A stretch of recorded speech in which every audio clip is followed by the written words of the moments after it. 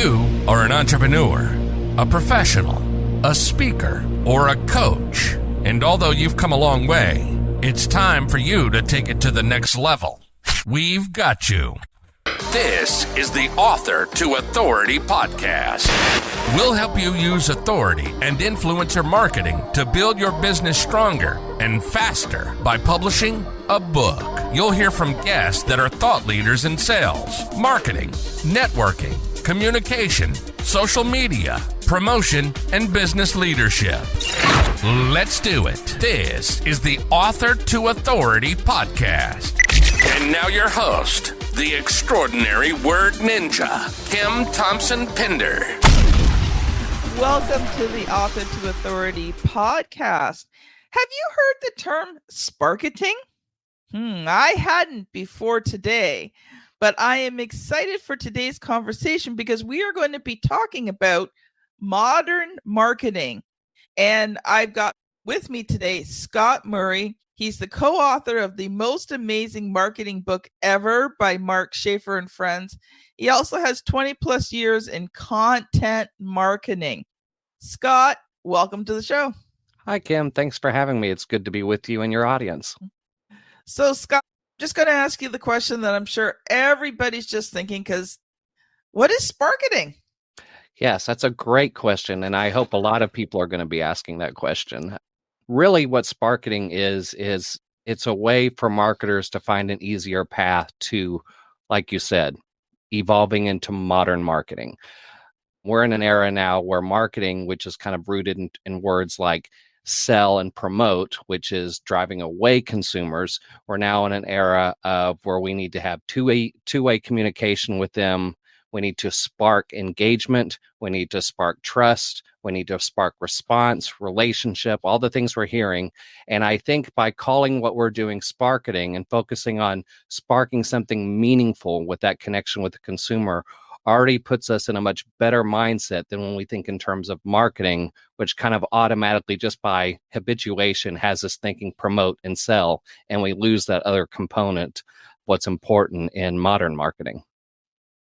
Love it. I love how you have shifted it around, because you're right. Like when you do think of marketing, it's advertising, it's getting your message out there. It's, getting people ready to buy, like those words, buy, right? And I don't know how many messages we get each day. I think it's thousands of advertising messages that we get each day. I mean, I know if you're watching this on YouTube, like there's constant ads on YouTube. So I like that concept of getting away from marketing to sparketing. That is cool. I mean, if you think about YouTube, for example, I mean, that's a great example, because what are people willing to do to avoid those ads? Pay YouTube money. What else do you need to know about people's attitude regarding ads? They are willing to pay money so they don't have to see them. And I'm one of those people that I take it a step further, and I talk a lot about, the mindset of the consumer, because we're all consumers. And when marketers remember they're consumers, they realize that, there's a lot of strategies they're creating that are almost counterproductive. Because I'm one of those people that I'm like, well, on the one hand, I don't want to see ads, but on the other hand, I don't want to pay. So what I do is if there's going to be a long ad, my consumer brain goes, okay, if you're going to force this ad on me, I'm just going to minimize it until my content comes out, just to prove me watch this ad. And I'm sure there's lots of other consumers with similar mindset. And I know there are, because as a content marketer, I've had to break some of those barriers where I know past experiences and attitudes towards ads are something that I had to take into consideration when I created content over my career. Excuse me. It's funny. Sometimes if I'm really annoyed at ads, especially on YouTube, I let them run the whole ad, because what people don't know is if you cut out right where it says skip ad, there's really no charges to the person who puts the ad up. But the longer you watch, the more they pay. So they're really bad ads. Wow. I know it's a little, and I don't do it all the time. It's just every once in a while, if I'm really annoyed, I'm like, I'm just gonna let this thing run through. That's human nature, isn't it? You can only take so much, and then you have to fight back a little bit. Yeah, because like you, I refuse to pay for Yeah. no ads. It's not worth the money to me. And I know for some people it is, and if that makes your life easier, it's there. But for me, it's like Yeah, I can the take 30 irony seconds is, to do something else. yeah, no, and there's probably something we can do. The irony is, nowadays there's a growing discussion of just old things marketers used to do that we have to stop doing because we have to think about the consumer experience. And one of Yes. those things is gated content, whether that's a good Mhm. idea anymore, whether or not you can really offer something that's worth putting your information in. And I want to say, I read a study a few weeks ago that talked about the extent people will go to avoid ads. And it really broke it into all these areas of things they're willing to do. And it wasn't just pay money, they were willing to give personal information up meant getting to avoid ads. And it was like stuff that, typically if you were filling it out just to get something, you might be like, hey, I don't, they don't need this. But they're like, is that what I have to do to avoid ads? Yes, here's my address, phone number, and all this other information, just so I don't have to see ads. That's what we're up against today. Wow, this wasn't where I thought the conversation was going today, but it's cool. I enjoy it. Scott, why don't you take a couple of minutes, introduce yourself, and share a little bit of your entrepreneurial journey, and how did you get into content marketing and marketing in general? Well, my bachelor's degree was in mass communications, and I was one of those rare college students that never really changed his major. I knew that's what I wanted to do. And one of the things I really liked about that was there were a lot of avenues I could go in my career. In fact, I had this professor that had this poster on her door that said, "What can I do with a mass communications degree?" And it had all of these jobs, and it just filled out the rest of that poster. And I liked that. I liked the versatility of it. And it just kind of inevitably started in TV and video. And to date myself, you want to talk about evolving as a marketer? My class was the last class to do analog video editing. The next year got digital editing, and I had to teach myself that. So I've really had to evolve over the years. And really that's been the journey. I've always been very audience focused in my career, and that has been critical. That's allowed me to be able to work in a lot of different industries. It didn't take me long to get to know an industry or a brand, because as long as I got that audience or that consumer, I was able to evolve. And I just evolved with it. It all started with print, and then I got into radio. I did helped the NPR affiliate out here in Dallas with on-air fundraising, messaging, and content. And what's interesting about that job was really what kind of turned the tide as far as my focus as a marketer, because all of that messaging that has to emotionally resonate with fundraising now actually applies to for-profit fundraising in order for it, or fundraising for-profit businesses, because that's really the key today. So I've just managed to apply that in all areas because it's all involving communication, whether it's copywriting, video, podcasting, social media. And I've been able to do it for a lot of different industries and organizations. But I've also had those experiences where some were willing to evolve with the times and others weren't.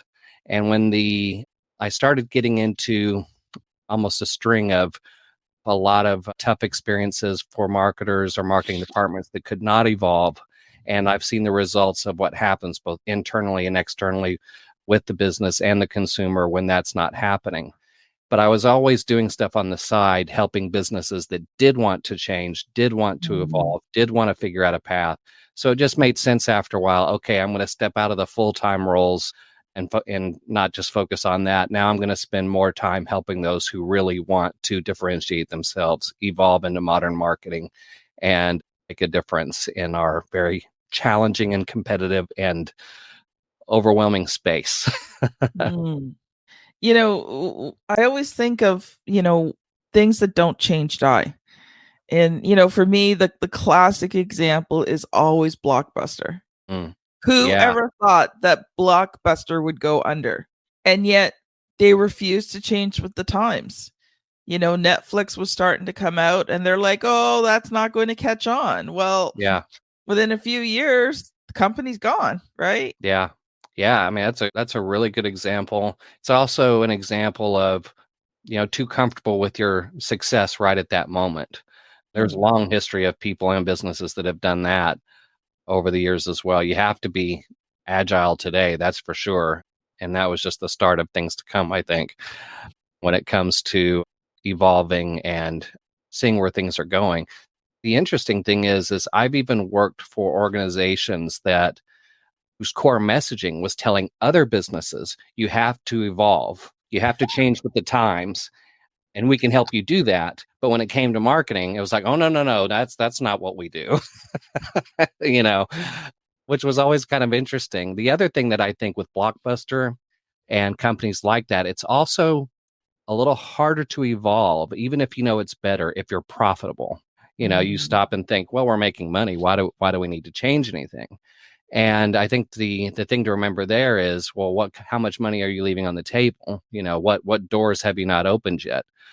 The analogy I've used is it's like going on The Price is Right to win $10,000, and you jump up and down and run off stage after you win 100. There's still so much more money you could have had. Don't be excited about winning 100. So that's there's a lot of things that can get in our own way as marketers when we know we should probably be doing something different or better. I love it. Love it. And just, those little nuggets of truth. Your business has to grow, change, evolve. If it doesn't, you fade out. We are going to switch gears in just a moment. Audience, we're going to take a short ad break. I want to encourage you. I have been developing some amazing resources, free resources for you. And you are going to hear about one of them. And then we'll be back to talk more about Sparketing. One of the keys to becoming an author is hiring the right publisher. It's the difference between having a book that converts readers into clients and one that sits unused on a shelf. Check out 7 questions to ask before hiring a publisher. Get it free at authortoauthority.com/publisher. Welcome back. Scott, I am so enjoying today's conversation with you. Too. I'd love to dive deeper actually into Sparketing, and how does someone or an entrepreneur, like most of my audience is consultants, speakers, professionals, those types of people, how would they implement Sparketing into their businesses? Well, I think the first thing is, it kind of really depends on where they are right now. You have businesses that have not launched a social media presence or a content strategy or an email strategy. So implementing Sparketing is a little bit different there, because then we're going to be looking at opportunities to differentiate themselves in the space. Because in all likelihood, their competition is still quote unquote marketing. So here's an opportunity by being a lot more consumer focused and evolving into these more modernized strategies that focus on, transparency and two-way communication, and be willing to open up channels of communication and take approaches to content that before we didn't, for a variety of reasons. Sometimes it was an obsession with the competition and, we can't show that. We really can't have that attitude anymore. And when it comes to evolving, something that's existing, really, I think now, depending on the size of the organization, especially, but it's almost like you have to have a good communication, very people-focused internal culture. Because if you've got good humanized communication and a belief in what you're doing, and everybody's on the same page and what it takes to really help everybody in the business help their consumers, well, then you've already taken a good first step. Everybody knows that's the focus. And I think if you've got those things aligned internally, then it's going to be a lot easier to be able to communicate on good humanized emotional levels externally. And, there's a combination between that and then being able to break out of some of the things old content marketing strategies and ideas that might have worked at one point in time, but really get in our way today because consumers have seen everything now. And they all have experiences and they all have interpretations as to what you're doing. And we have to break those barriers down and give them a reason and proof that we're different and we're really there to help them and not just help ourselves. That's a very generalized term, but it also are set of terms and definitions. But I mean, if you're, it really kind of depends on what your business is, whether you're B2B or B2C. But at the end of the day, you're still talking to a person. But it really is going to make a difference one way or another. We just have to kind of break it down based on your industry and audience. A lot of my audience works in the B2B sector.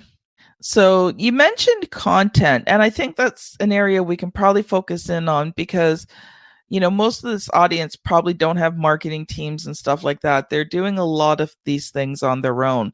And content is something that they can at least work on and control. So let's talk a little bit about content and what kind of content should they be creating right now? Well, I mean, there's a lot of avenues, obviously, and it might depend on how your audience consumes content.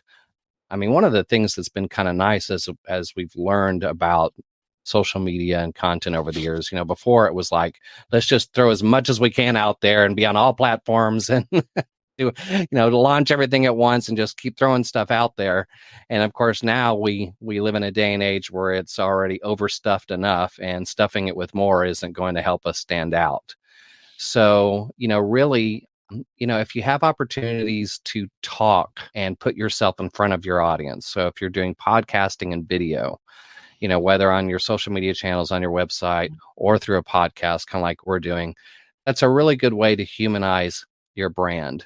People get to see you, hear you. You get a chance to demonstrate your expertise, because sometimes, even in an email, when you are just pretty much putting all your eggs in that basket, you're hoping that however you wrote that email, how you wrote it and how your head is reading those words is how the consumer is going to read those words. Yeah. And that gets very, very tricky. Whereas if you are creating content where people can see or hear you, or even if you have just really good photos on your site that's really of you and your team instead of, a bunch of stock photos, sometimes that can make a world of difference.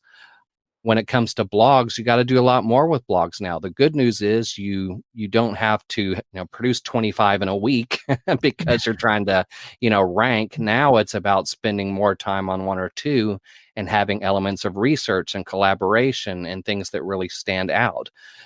So it's really, all those options are still out there. It's really about changing our approach, because the consumers have seen all of the content that's out there that clearly communicates to them it's meant to help the business when they're looking for something that is clearly developed to help them. Yeah. You talked about emails. There's been times I've had to write difficult emails, and I needed to make sure that the tone was good. So good friend, well, actually my best friend, she's an editor, and she actually helped me in my company she worked. But even before and after that, if I'm writing something and I need to make sure I nail the right tone, I always email it to her first and I get her to read it. So audience, there's a little hint and tip there. If you've got to write difficult emails, get somebody else's perspective. One of the things that I've been working on that was over the summer was working with certain specialists to implement some new things in my business, because I could not see the forest for the trees. It's not that I didn't know how to do these things. I can do them. I've taught them. I've helped other people in them. But I realized in my own business, I couldn't see it. Didn't know what I didn't know. And I couldn't see the forest for the trees. And so I spent a lot of time this summer working with specialists to get a whole new perspective on my business, on, developing out certain pieces like free resources, videos, developing new products. I've had them speaking with my clients so that they can get, another perspective on it. And sometimes you have to do that in your business. Like, I mean, I've studied marketing for 20 years. Okay, I'm Yeah. not a marketer as per se, but marketing fascinates me, so I study it, right? And so there's not too many marketing concepts that I at least don't have a good semi-working understanding of. But when you've got to apply it to your own business. Yeah. I mean, I've had a similar journey, and it's interesting. I just came from content marketing world, and I actually went to a session that focused on, marketing yourself. There's a lot of people that are looking for jobs today, especially in the marketing space. And it was all focused on, how to network and the challenges we face. And, thought it was a great observation to say that, we spend all of our lives, if you've worked that full-time job, developed all the right strategies to market other people and businesses. And then for some reason, it gets really tough to get out of the mindset of promoting a business or developing content for a business and then have to apply that to yourself. And this has actually been a 2-year journey for me, even to get to where I am now. I should have had a montage of the different variations my website has taken in the last 2 years. It was like, oh my gosh, what is he now? It's true, but I had to, and I'd say I'm still kind of fine tuning some of it, because when I pitched myself for full-time jobs, the thing was, well, I'm kind of a content specialist. I can apply these beneficial and powerful things to all types of content. And I almost, when I first started, tried to promote myself the exact same way, say, I can help you do this in anything. The problem is, it's really not focused enough for someone who really needs specific thing. Plus, there's a lot of people that offer that sort of stuff. So I had to go in and figure out, okay, instead of saying I can do all this stuff, what has been the number one thing that was key to success in all of those jobs, even if it was in different types of content industries and copy and all that stuff? What is that number? What was the differentiator? What was the thing that I brought to the table that was unique? And it took me a while to kind of break that down in a way that was easy, but it really was communication. It went back to communication. I knew how to get in the shoes or the hearts and minds of the consumer and figure out ways to write and produce things that would connect with them in a meaningful and impactful way. And then I had to come up with, all right, how do I say that? And how do I say it in a way that people care? Because, communication consultant isn't going to excite anybody. No. So it's been a journey, but I think it's healthy. I talk to business people that have gone through very similar journeys. And at the end of the day, it's just part of it. And it's okay to get things wrong and experiment along the way until you figure it out. And then once you figure it out, you're on your way and you're glad you fought through it. When you were talking about that, one of the things I did, and you'll see if you're watching this on the video, beside my name, it says the Extraordinary Word Ninja. Now, there was 2 reasons for that. First, it caused me to stand out, but actually there's 3 things. The second thing was everyone goes, what's a word ninja? Third, they won't remember my name, but they'll remember that I'm the word ninja. Right. So I think you need to call yourself a sparketing specialist. Yeah. Scott Murray, the spark, can't say it today. Anyway, because I think that would create curiosity. People are like, what's sparketing, right? Like, yeah. And then when you explain it, they're like, oh, that's a oh, okay, audience. It's all right, Kim. I'm right with you. Working today. It's okay. I'm with you. That would help to differentiate yourself, and it would stand out.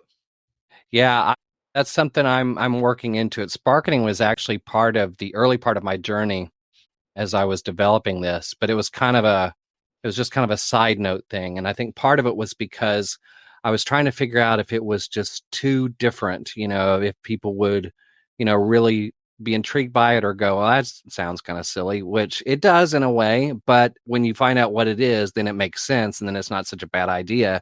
And by the way, I've always told people, if the idea itself is just to get away from that mental block that the word marketing creates, where we think like marketers, sell and promote, which already puts us at a disadvantage. You don't have to call it sparketing. There might be something in your business culture that is a different word than marketing that's better than sparketing.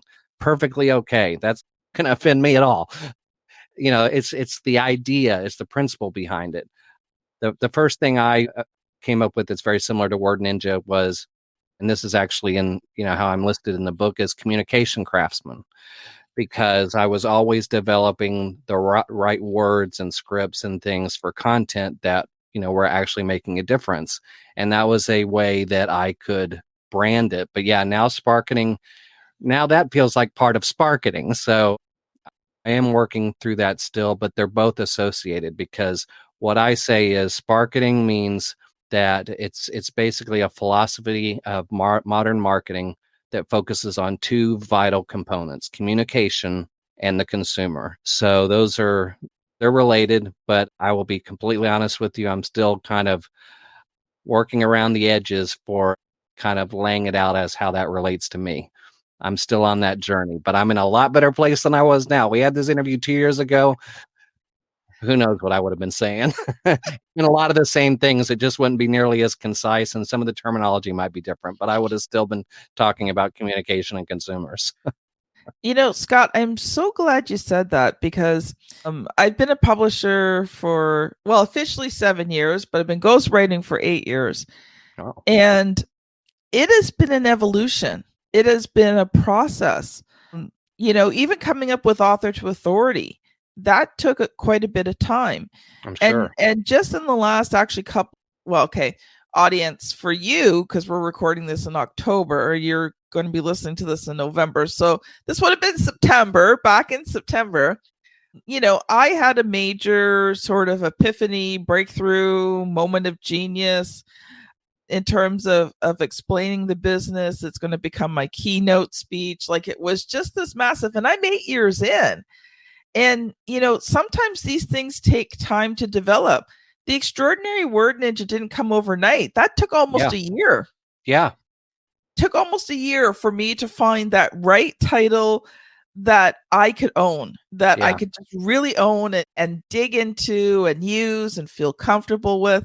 So, audience, these things don't always happen overnight. Sometimes it happens over years. Yeah, and that's okay. Because and I'll be honest with you, I've had moments where I thought, I'm not going to figure this out. Or, people aren't going to care about this, all that, that imposter syndrome that's so prevalent. But the thing that kept me driving towards it was, I know I've already proven to myself that I can help people, and I believe in my genuine passion to learn and then go help those who haven't had a chance to tap into some of these things.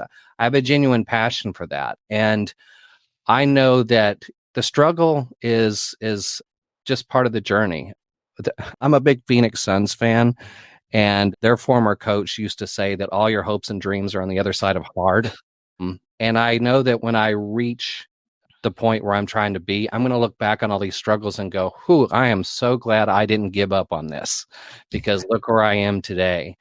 And I even had this, you talk about your journey, especially as it relates to content. I just changed my podcast. And this was tough, because I've been podcasting since 2011, and I've only had to change the name of the show once. And that was my very first show, because I messed that up. But this time, when I launched my personal brand and decided to do this on my own, I had an interview show, and then I had this like mini podcast where I would highlight insights from around the web and have a chance to talk about it and highlight other people, other sparketers, as I would say. And I just felt like, I'm not doing enough that's different. Because that's been a big thing that I've been able to do with content, is really kind of differentiate, put a creative spin on it to help the organization stand out. And I'm like, why can't I do that with the marketing podcast? And now I have the Sparketing podcast, which is only 4 episodes in, and it's a completely different format. It's 3 segments. It's got a lot more voices in it and creativity in it. And I could sit here and kick myself and go, why didn't I just do that in the first place? Especially since I was already thinking about Sparketing. But I look back on it and I'm like, well, but you know what? The only way, and I love doing this show now versus, and I like doing the other show, but I love doing this one. And I look back on it and I'm like, the Sparketer podcast would not exist had I not done that other stuff first, because doing those 2 shows led me to this one. So I don't look back on the old thing as a mistake. It was just part of the journey. Couldn't have said it better myself, Scott. We're going to shift gears here because we got about 5 minutes left. And you are a contributing author to the most amazing marketing book ever. So I want to talk a little bit about that. So first of all, just give a quick introduction to the book. And then I'm going to ask you the question I ask every single author who comes on the show. All right. Well, yeah, it's an amazing feat. First off, it's 36 different authors led by Mark Schaefer, who is a best-selling author of many great books, important books like Marketing Rebellion and Belonging to the Brand. So it was a great opportunity to be able to work with him on this. We're all kind of part of Mark's community of experts. And there was this idea that said, what if we all got together and had a group of us make a book and we follow this format that's easy for people to read? So each chapter is built the same way. They all have 10 takeaways per chapter, and every single person is focused on an element of their expertise. And it's well, laid out. It's very methodical in how it's laid out, but you get those 10 takeaways every single chapter, which is great because I'm sure this is true of me, and I'm sure it's true of you, Kim. I read a marketing book, closed, and thought, what did I come away with? What did I come away with in this book? So it's nice to have those things. And even all those authors, a lot of them, like myself, we were first-time authors. This was our first opportunity to be able to do this. And we all also recorded our audio for our chapters. And I don't think Amazon's ever had an audiobook with 36 voices from all over the world contributing to one book. And, it was a challenge to get all that coordinated. And my chapter is on consumer behavior. So it's really kind of demonstrating just how consumers are changing our marketing era and what that means for marketers. And I thought that was a good place to go because you could at least take that and have that in the back of your mind as you go through the other chapters, as other people are teaching you how to do other things in marketing. Nice. So Scott, because you only did a chapter, I know you won't be able to fully answer this question, but what was the good, the bad, and the ugly of having that chapter in that book? Well, I wouldn't say it's bad or ugly. It seemed like it could get ugly because we're like, how are we going to get all these people together, coordinate an effort, get everything edited? There's people who had never recorded audio. They didn't have equipment yet, and they were going to have to voice a chapter, and it was going to have to be approved by Amazon. And actually, the first time we submitted to Amazon, there were still things we needed to change. And how we're going to meet all the deadlines, and how we're going to, organize everything that's related to the book, but have 36 people in the process, plus people on the back end. But we did it, and we met all of the deadlines, and it's out. I mean, that in itself is definitely the good. And I think some of those challenges you might have even thought could maybe fit the bad part of it. But, the good news is the bad and the ugly, or the more challenging, chaotic components of it, as we were just saying, Kim, part of the journey, it didn't stop us. And now we can look back on it and say, we're so glad we fought through the bad and the ugly, because now the book is out and everybody can be proud of it.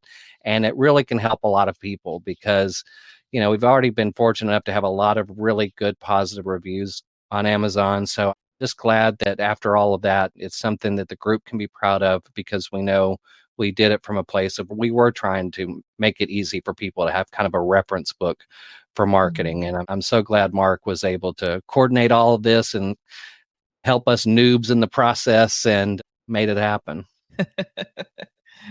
Yeah, one of the things we do at RTA Publishing is we manage those projects to create those types of books. Yeah. Actually, we do a lot more than that, but one of the things we do is manage those projects. And it is, when you've got so many people, like, the biggest part is managing it to get it done in a timely fashion, especially with people who have never written a chapter before. So I hear you.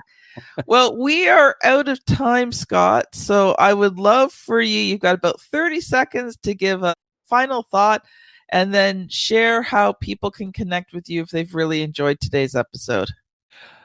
Well, I appreciate the opportunity to talk with you and your audience about Sparketing today. So thank you so much for having me here. My closing thought is, there are a lot of really powerful ways you can differentiate yourself today, even though it's overwhelming, part of the journey, even though it's overwhelming, even though there's a lot of clutter out there, and even though it may feel like you can't go out there and really connect with people, you can. You just have to be willing to kind of think about marketing in a different way. And if you start with the consumer in a way to connect with them in a meaningful way, you're already off to a good start. And I talk about that on my site, which is scottmurrayonline.com. And my podcast actually just launched its own website, which is sparketerpodcast.com.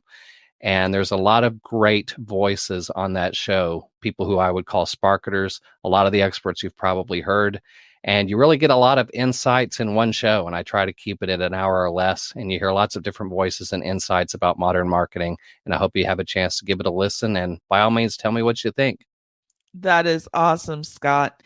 If you've enjoyed this episode, then I would love for you, if you're on YouTube, check out the thumbnail here on the screen.